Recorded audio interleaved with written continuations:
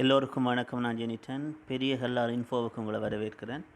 இன்றைக்கு நம்ம எம்எக்ஸ் பிளேயரை டிப்ஸ் அண்ட் ட்ரிக்ஸ் பார்ப்போம்.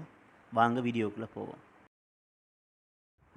முதலாவது நம்ம என்ன பார்க்க போகிறோம்னா, எம்எக்ஸ் பிளேயரில் இருக்கிற வீடியோக்களை எவ்வாறு ஹைட் பண்ணி வைக்கிறது, அதாவது மறைச்சி வைக்கிறேன்னு பார்க்க போகிறோம். உங்களுக்கு விரும்பின வீடியோவை எடுத்துக்கொள்ளுங்கள். நான் இந்த வீடியோ என்ற ஃபைலையே எடுக்கேன். அதில் என்ன செய்யுங்கன்னா, உங்களுக்கு எந்த வீடியோ ஹைட் பண்ண போகிறீங்களோ அந்த வீடியோவை லாங் ப்ரெஸ் பண்ணிக்கொள்ளுங்கள். கீழே இருக்கிற அந்த பென்சில் அடையாளத்தை கொடுத்துக்கொள்ளுங்க. அந்த ரீநேமில் முதலாவது எழுத்துக்கு முன்னால் செலக்ட் பண்ணி டொட்டண்டை கொடுங்க, ஓகே கொடுங்க. இப்போ பார்த்தீங்கன்னா இந்த முதலாவது நீங்கள் பார்த்தீங்கன்னா உங்களுக்கு விளங்கும். அந்த பிக்கு முன்னால் டொட் இருக்குது. அதுக்கப்புறம் என்ன செய்யுங்க, பெக் பண்ணி போய் மேலே இருக்கிற அந்த 3 கோடுகளையும் கிளிக் பண்ணி லோக்கல் பிளேயர் செட்டிங்குள்ளே போய் லிஸ்ட்டுக்குள்ளே போய் அது அப்படியே கீழே வந்தீங்கன்னா show hidden file and folder என்றதை அன்டிக் பண்ணி விடுங்க.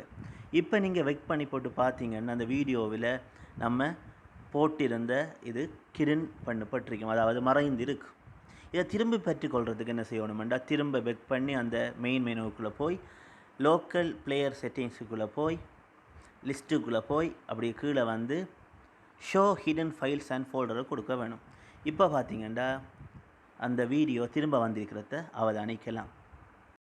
இரண்டாவதாக நம்ம என்ன பார்க்க போகிறோம்னா, ஸ்மால் ஸ்க்ரீன் வீடியோஸ், அதாவது ஒரு வீடியோவை நம்ம சின்ன ஸ்க்ரீனில் ப்ளே பண்ணி வேறு வேலைகளும் செய்து கொண்டு எவ்வாறு பார்க்குறேன்னு பார்க்க போகிறோம். எம்எக்ஸ் பிளேயருக்குள்ளே நான் போகிறேன். அதில் ஒரு வீடியோவை நான் ஸ்மால் ஸ்க்ரீனாக மாற்ற போகிறேன். உங்களுக்கு விரும்பின வீடியோவை கிளிக் பண்ணிக்கொள்ளுங்க. நான் இதை கிளிக் பண்ணுறேன். அதுக்கப்புறம் நீங்கள் மேலே பார்த்தீங்கன்னா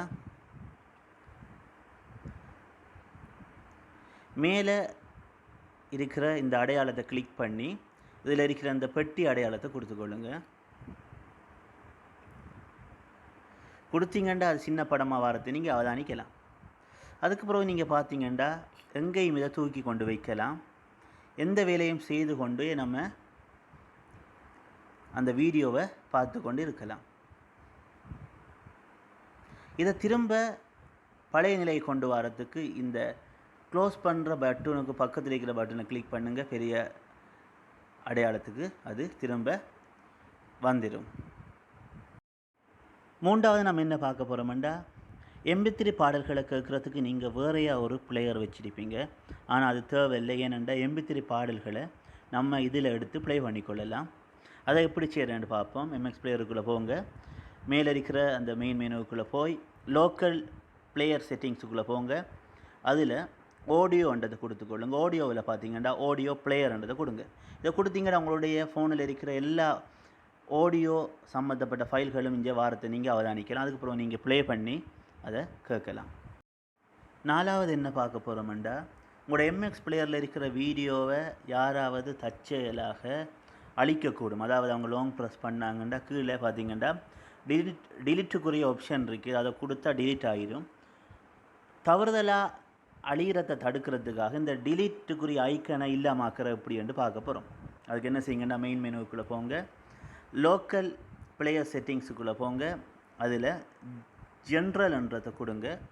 அதில் எடிட்டில் அலோ எடிட்டிங் மற்ற 2வது ஆப்ஷனையும் நீங்கள் அன்டிக் பண்ணுங்கள். இப்போ நீங்கள் பார்த்தீங்கன்னா எந்த வீடியோவாக இருந்தாலும் லாங் ப்ரெஸ் பண்ணுனா டிலீட் பண்ணுறதுக்குரிய பட்டன் அங்கே தென்படாது.